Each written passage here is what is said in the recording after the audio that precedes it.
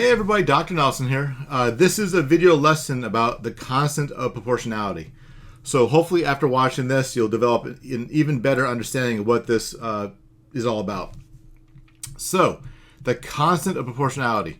Let's kind of break down just what does that mean. All right, so notice I have the word constant in red and proportionality, right, in green. And notice the word proportion is part of the word proportionality. So what does constant mean? All right, so again, keep it really basic. So something is constant when it's occurring continuously over a period of time. And so let's just say when we say constant, really, what we really mean is the same. All right, happening again and again and again.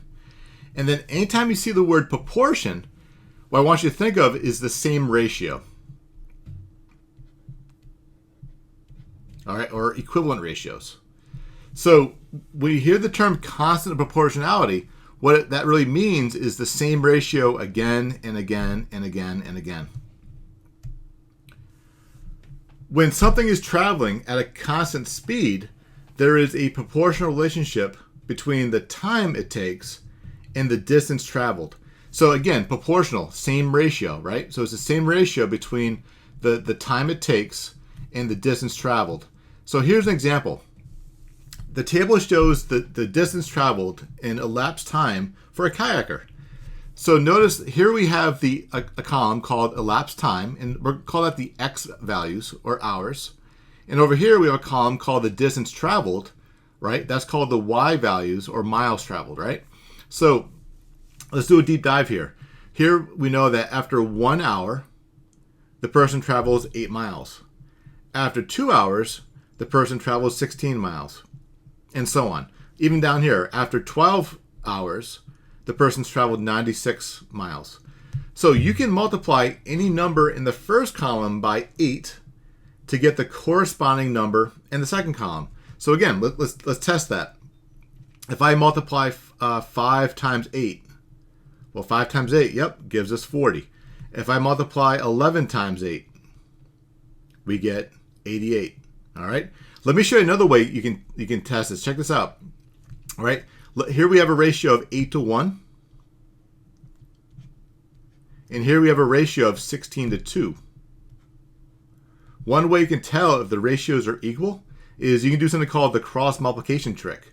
If I do 1 times 16, I get 16. If I do 8 times 2, I also get 16. And look at that. They're the same number, so they're the same ratio. The table shows the distance traveled in elapsed time for an ant crawling. So you can multiply any number in the first column by 1/2 to get the corresponding number in the second column. Let's take a look at this. So let's see, 1 times 1/2 is 1/2. Yep. 2 times 1/2. Let's try that. So if I do 2 times 1/2, right? So 2 times 1 is 2. 1 times 2 is 2, and 2 over 2 reduces down to 1. Oh, look, there it is.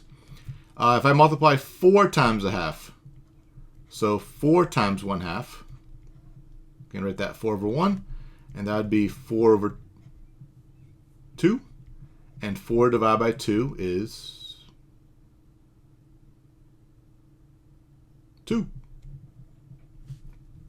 And there it is, voila, okay? And then finally, let's do 5 times 1/2. And that would be 5 halves. And 5 halves can be written as 2 1/2. And look at that. There it is. Okay? So 1/2, the number we used here, here, and here, okay, that number is called the constant of proportionality. If I go back to this one with the kayaker, all right, because we multiplied it by 8 for every single one of these, right? 8 was the constant of proportionality.